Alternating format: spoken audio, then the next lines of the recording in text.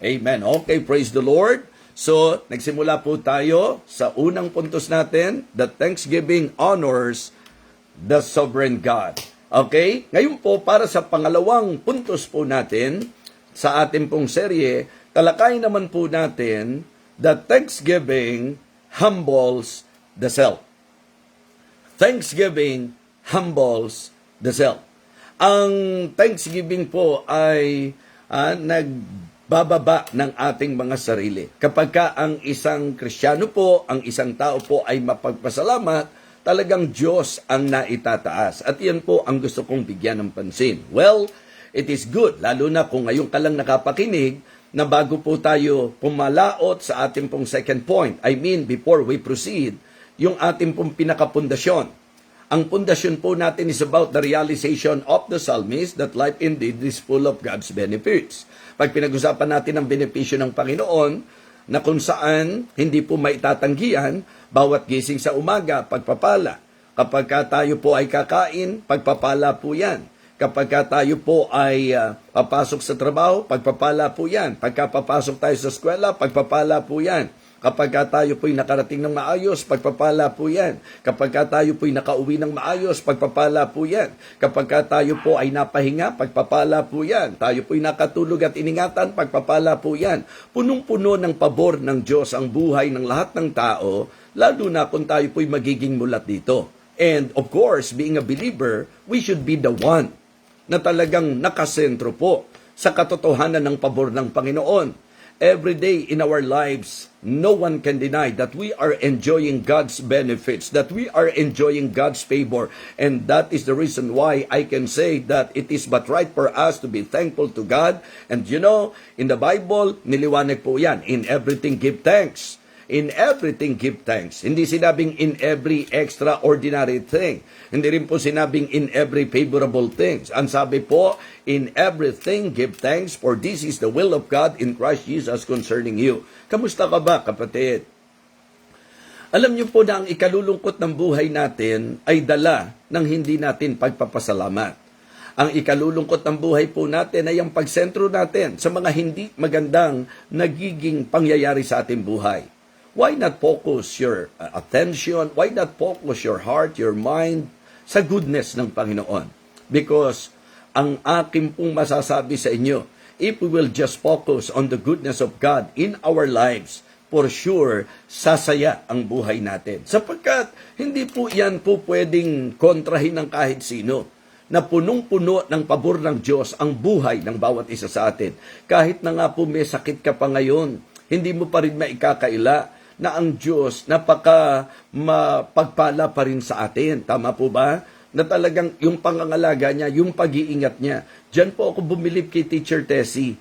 Mula pa po nung na-aksidente po siya, sa kalagayang siya po'y naglilingkod sa Panginoon sa pagtuturo sa mga bata, sa kalagayang pagkatapos ng pagtuturo, siya po'y pupunta sa choir, nung sila po'y mahagip ng rumaragasang sasakyan, na kung saan lasing po yung nagmamaneho at halos putol ang kanyang paa. Pero mula noon hanggang ngayon, wala po akong matatanda. Napakahabang panahon na po yan. Napakadaming taon na po ang nakalipas. Pero mula po nung nangyari sa kanya yan, hanggang ngayon, hindi ko po siya nakitaan ng reklamo, ng bigat ng kalooban sa nangyari po sa kanya, kundi very thankful pa rin siya na pinreserve ng Panginoon ang kanyang buhay.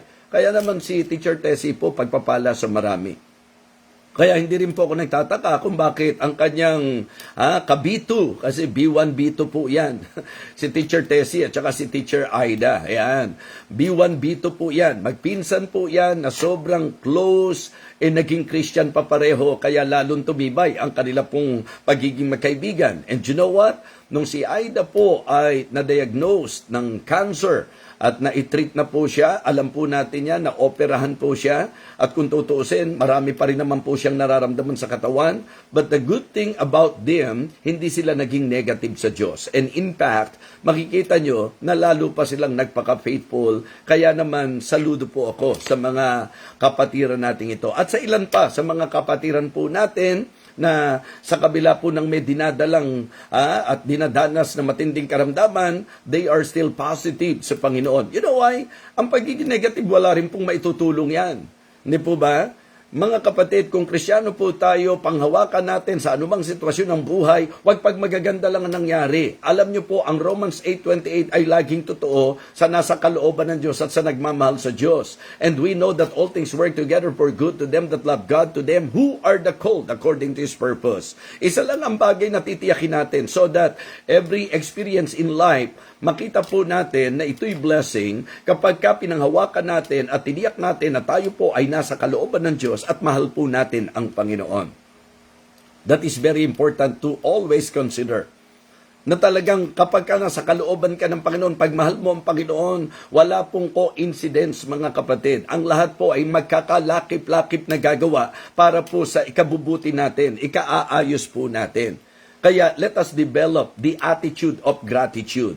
Be thankful because yan daw po ang kalooban ng Panginoon. Again, in everything give thanks, for this is the will of God in Christ Jesus concerning you.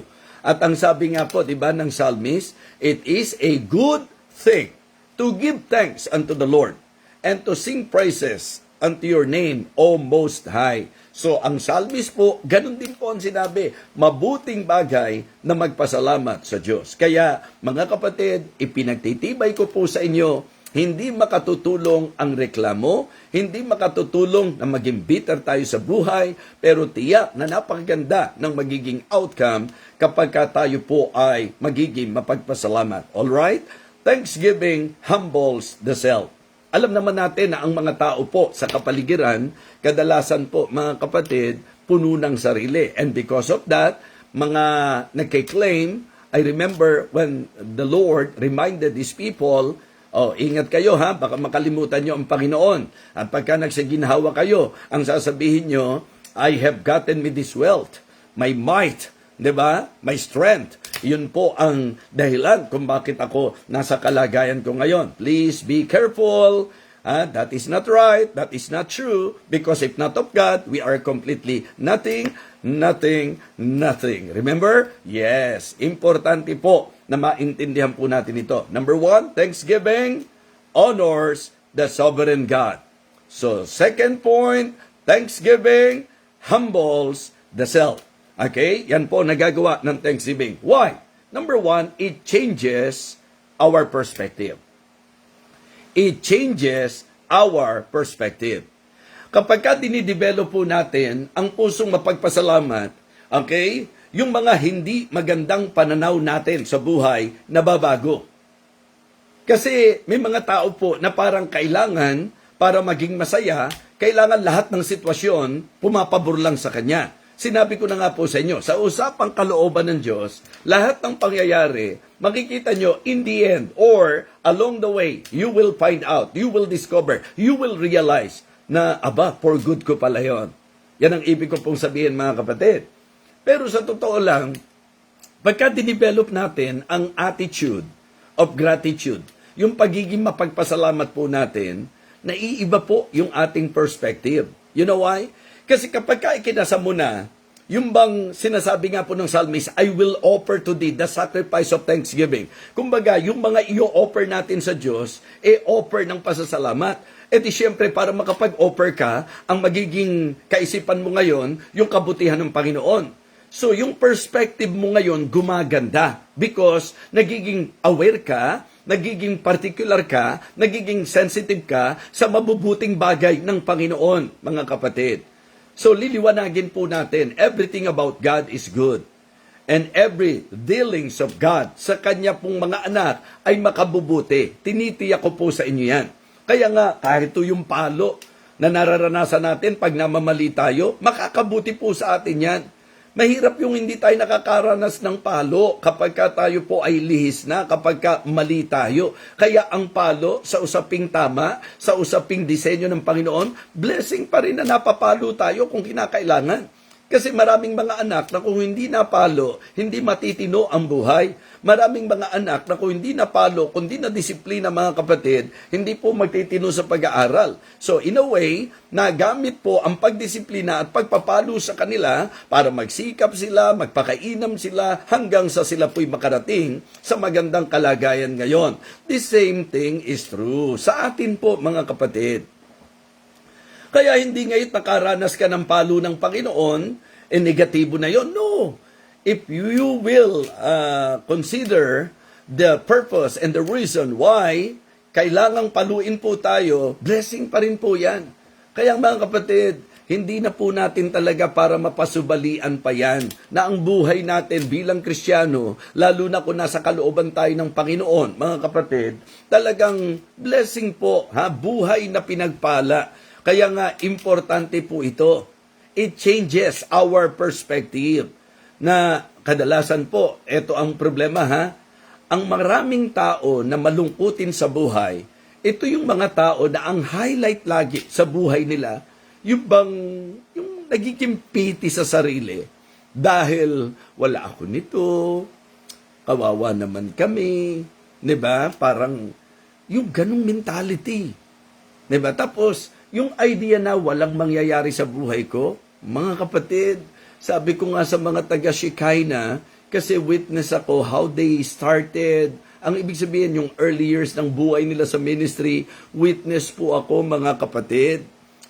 Kaya kitang-kita ko na importante talaga na maging thankful tayo kasi nakita ko po sila, nakasama ko po sila sa early years ng kanilang ministry na kung ano yung meron sila, very thankful sila sa Panginoon. And that attitude is pleasing, mga kapatid. Nakakalugod sa Panginoon yan.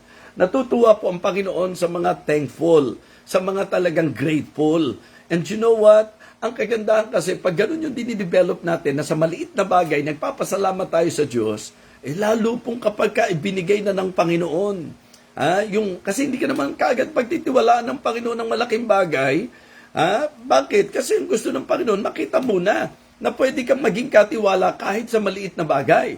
So, mga kapatid, kasi ang prinsipyo, he that is faithful in the least will be faithful in much. And now, wow, kaming mag-asawa, very happy po kami na makita namin how God is blessing the ministry sa Shekinah. Kaya shout out sa mga taga-Shekinah. Shout out Pastor Dave, Ma'am Ethel, at sa magigiting nating mga kapatiran po dyan na mula pa noon hanggang ngayon hindi bumibitaw. Blessing po, blessing. At yun, nakikita ko po na kapag ka po ang pinag-usapan natin ay ang pagdidevelop ng puso na talagang ang gusto nating i-offer sa Diyos ay pasasalamat, nababago po ang ating pananaw. Kaya yung mga nasa early years ng buhay Kristiyano at buhay ministeryo, ito po yung magandang paalala sa inyo.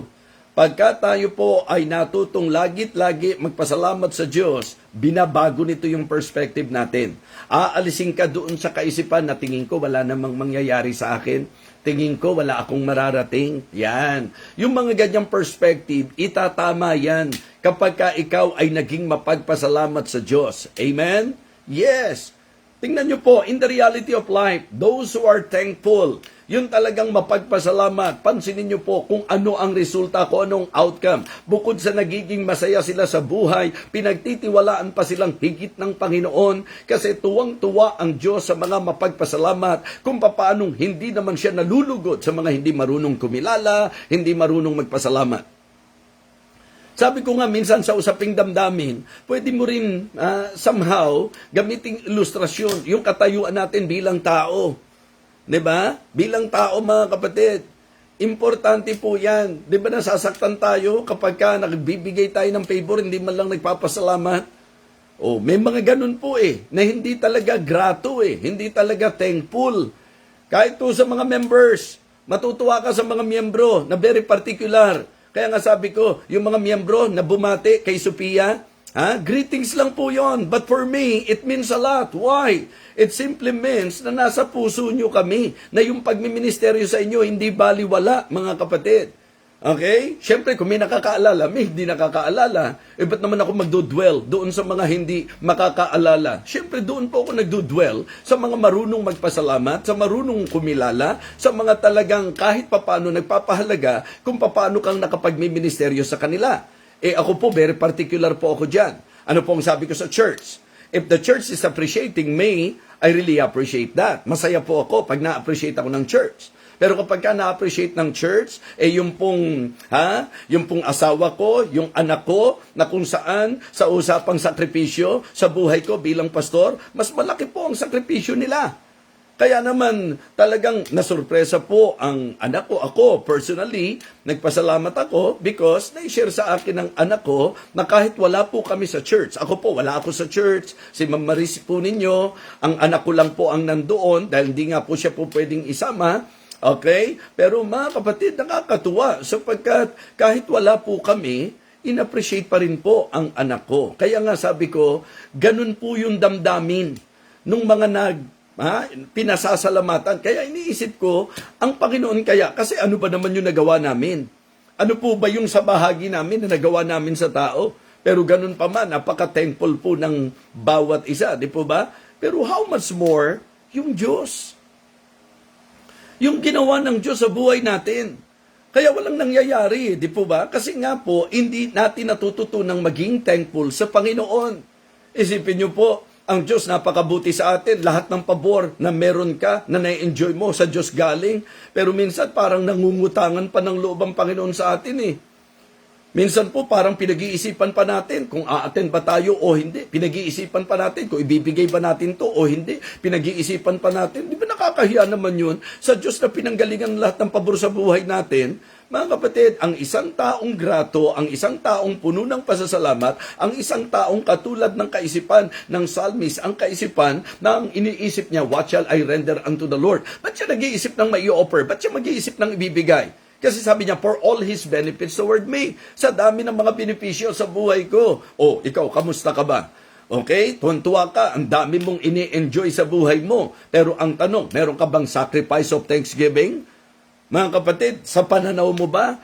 Nakaka-apekto ba yung lahat ng mga blessing na yan? Yan ba'y nagdadala sa iyo sa kaisipan na napakabuti ng Panginoon at marapat siyang pasalamatan? Well, I can say that the example of psalmist is very good.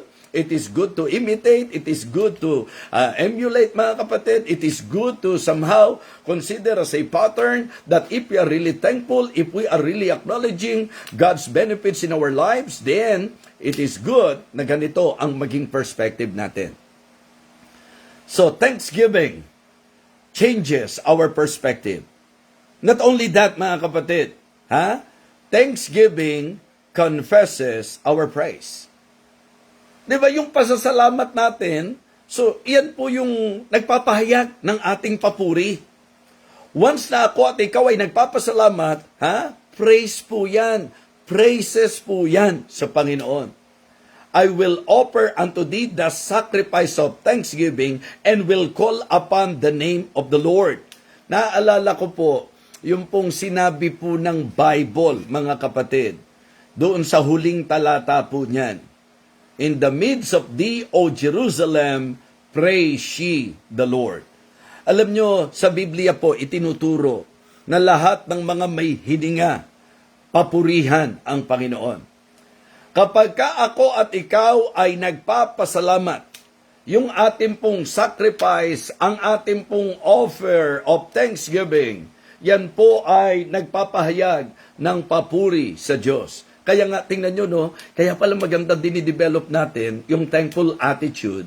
Kasi sa usapang pagpupuri sa Diyos, ang Diyos napapapurihan pagka nagpapasalamat tayo.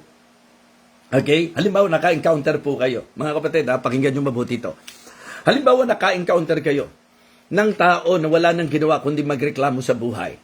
'Di ba? Halimbawa, kung maririnig nyo siya na nagrereklamo, na ito lagi pagkain namin, ito lang ang baon ko, tapos hirap na hirap kami, wala kaming...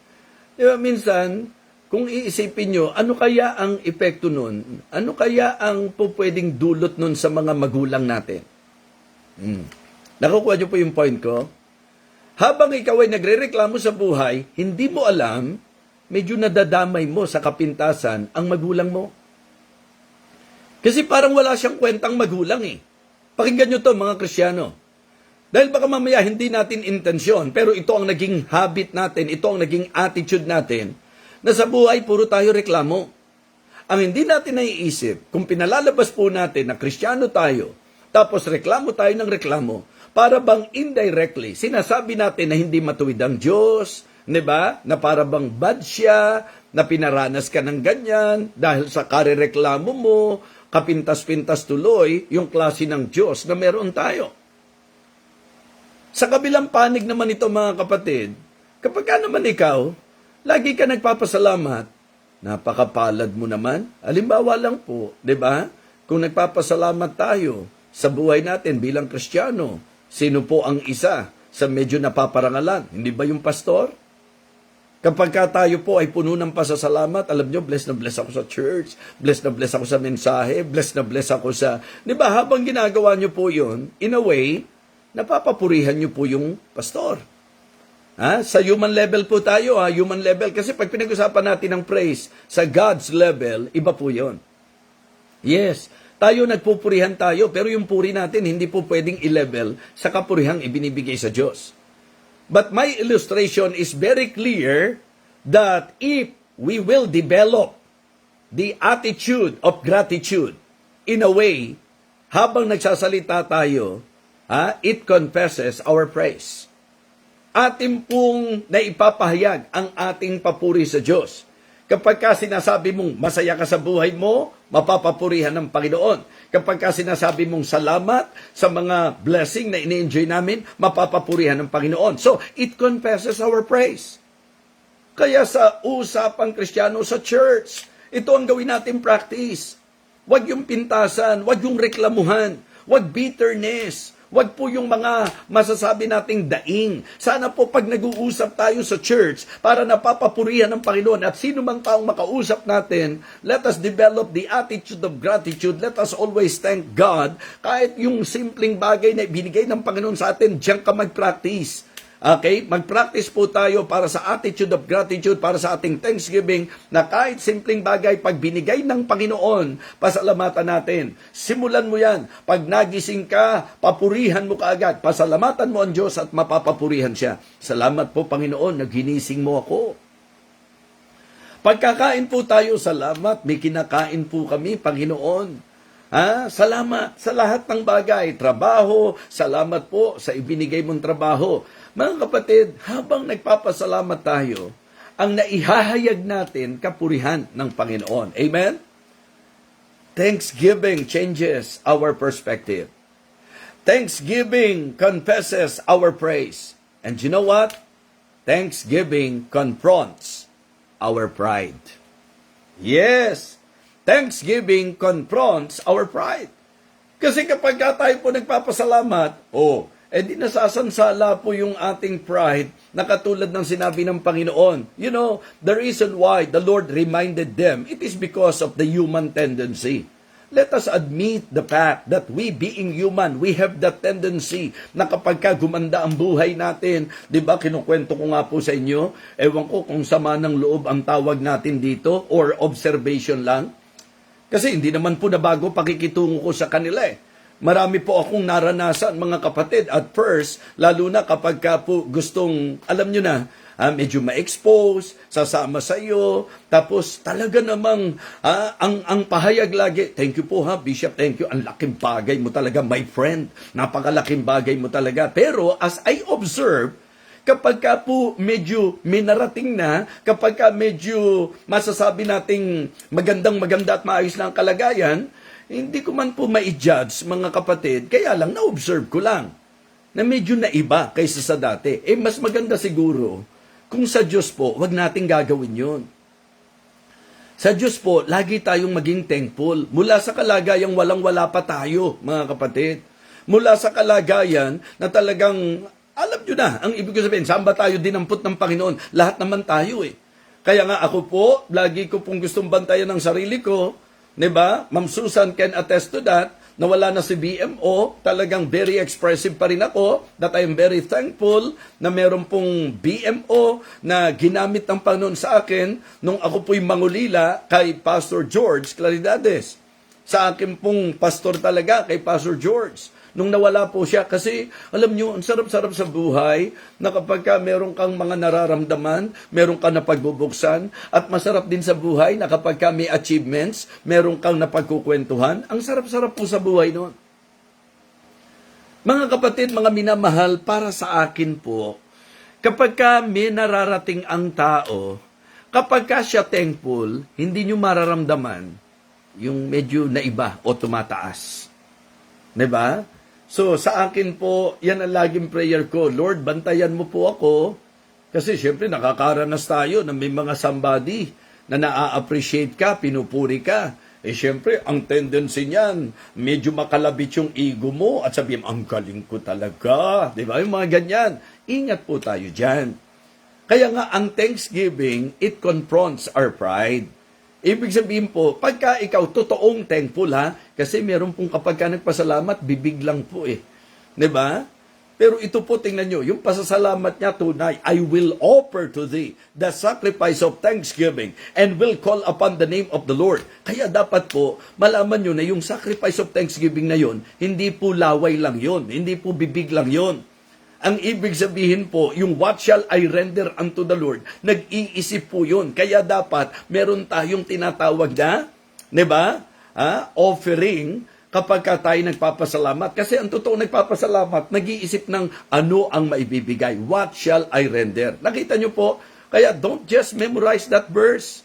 Try to understand the very essence of that verse. That the psalmist is very thankful, he is very grateful, he is acknowledging that life indeed is full of God's benefit, and because of that, he is thinking of the things that he can offer. At isa nga sa binigyan niyang diin, I will offer to thee the sacrifice of thanksgiving. Ang isang taong thankful, paalala, pinaalalahan na ng Diyos yung bayan niya, ha? Beware lest you forget the Lord your God.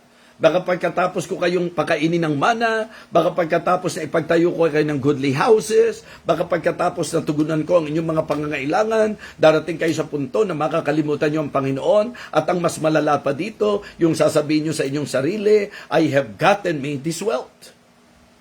Na yung lakas ko ang dahilan kung bakit ako nandito. Yabang po yun.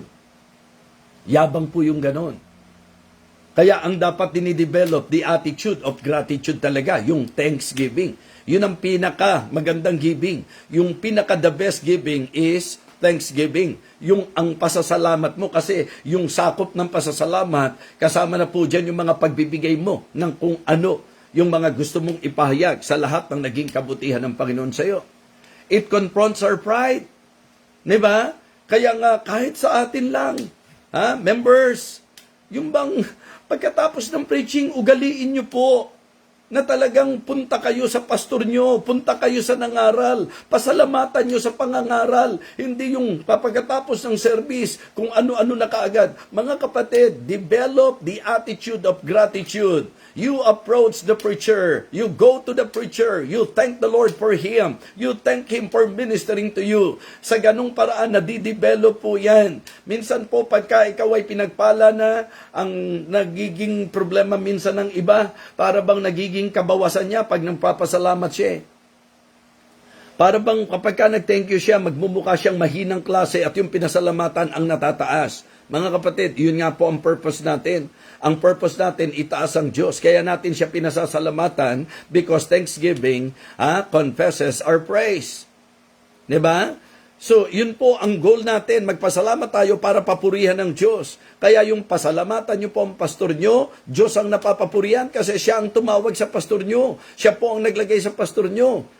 Simpleng bagay yung sinasabi ko sa mga members na hanggang ngayon hindi pa rin natututunan na pagkatapos ng preaching, bago ang lahat, lapitan nyo naman yung nag-preach sa inyo, lapitan nyo naman yung pastor nyo, magpasalamat naman kayo. Kasi dun sa simpleng bagay na yun, kung hindi ka matututong magpasalamat, mga kapatid, yung pun tinatakbo ng isip ng psalmist sa kanyang pasasalamat sa lahat ng kanyang tinatangkilik, sa lahat ng benepisyo niya sa buhay, talagang ang nakita niya, ang lundo ng lahat, papurihan niya ang Panginoon.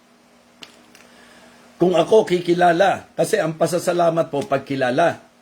Once na ikaw ay nagpasalamat sa Diyos, kinikilala mo na ang Diyos ang pinanggalingan ng lahat. Amen? At syempre, pag kinikilala mo na Diyos ang pinanggalingan ng lahat, paano ka magiging mayabang? Sinasabi mo nga, sa Diyos lang galing to, kundi sa Diyos, wala ako nito. Amen po ba? Tama po ba mga kapatid? Di po ba? So, having this attitude, I can say, mako-confront yung ating pong ego, yung ating pong pride. Kasi minsan, ang gusto natin na parang palabasin, pagsisikap ko to, tiniyaga ko to, kaya ko narating to. Yes, given na po yan sa human side, but always remember that except the Lord build the house, they labor in vain that build it. Except the Lord keep the city, the watchman waketh but in vain. It is vain for you to rise up early, to sit up late, to eat the bread of sorrow, for so he giveth his beloved his sleep. For without God, we can do nothing. So, we always need the Lord, and the reason why we have so many things in our lives, it is the benefits of God, na sinasabi po ng psalmist, and it is but right for us to always thank the Lord. Let us develop the attitude of gratitude, mga kapatid. Always thank God sa lahat ng bagay. In everything, give thanks. Kaya ang isang tao, kapag ka mapagpasalamat, hindi niya nananakaw yung glory na ibibigay niya sa dapat, bigyan ng kalwalhatian. Kaya nga sabi ko po sa inyo, in thanking your parent, hindi actually yung parent nyo, kundi ang Diyos ang napapapurihan. Kapag ka po kayo nagpapasalamat sapagkat siya ang nagbigay ng magulang sa inyo, siya ang nagbigay ng pastor sa inyo. Kaya practice na po tayo, matuto tayong magpasalamat sa lahat ng mga bagay na ating pong tinatamasa sa buhay na ito. Lahat ng bagay, goodness ng Panginoon yan. May mga members, hindi na nga nagpapasalamat sa pastor, kinukonsumi pa ang pastor eh. Diba? Napaka-pride. Napaka-pride. Alam niyo ba yung napaka-pride? Hindi ba, pastor, dapat napaka-proud? Hindi, napaka-pride. Kasi punong-puno ng pride. Diba? Seriously. Yun po ang isang manifestation ng pagiging proud. Yung hindi pagkilala, yung hindi paggalang, yung hindi pasasalamat, yung hindi pagpapahalaga. Mga kapatid, sige na, magawa niyo po sa tao yan, pero sa Diyos, mahiya po tayo. Hindi ka tao kung hindi sa Diyos. Wala ka ng kahit ano kundi sa Diyos. Kaya mga kapatid, ini-encourage ko lang po kayo na talagang lunukin natin ang pride natin. Always thank the Lord for everything, for all the blessings that we are enjoying sa buhay po natin. Nakadalawa na po tayo. Yung una natin, thanksgiving honors the sovereign God. Malinaw po yan, mga kapatid. Di po ba? So, it recognizes God's sovereignty, it reveals God's supremacy, and it reflects God's sufficiency. Pagka po tayo nagpapasalamat, talagang kinikilala natin that our God is sovereign, that He is supreme, and He is sufficient. All sufficient. Amen? Kasi kapag ka nagpapasalamat, sa dami na nagpapasalamat, nabigyan ng Diyos lahat ng pagpapala yan? Yes, kasi nga, napaka-sufficienting Diyos niya. So, thanksgiving honors the sovereign God. Ikalawa, thanksgiving humbles the self. Okay? So, yan po ang tinalakay natin, mga kapatid. It changes our perspective. Tama po ba, mga kapatid? It changes our perspective. It confesses our praise and it confronts our pride. Yan po ang ikalawang bahagi ng ating serye sa ating pong mensahe. Thanksgiving is the best giving. It honors the sovereign God and it humbles the self. Yan po ang mensahe ng Panginoon ngayong umagang ito sa ating pagsasalo-salo. So, sa susunod po, tomorrow, kung loloobin po ng Panginoon, kung may lakas ang inyo pong lingkod, tatalakay naman natin that thanksgiving helps the saints. Okay? Thanksgiving helps the saints. Yan po ang message natin bukas, kaya gising ng maaga at sumama sa almusal because I believe you will all agree with me that it is good to begin and end our day with God. Sa usapang almusal, it is good to begin our day with God. Sa mga kapatiran natin na sa ibang bansa, na ito yung oras naman na matutulog na sila. It is good to end your day with God. Na bago kayo matulog, nagkausap muna tayo ng Panginoon. Maraming salamat po sa inyong patuloy na pagsubaybay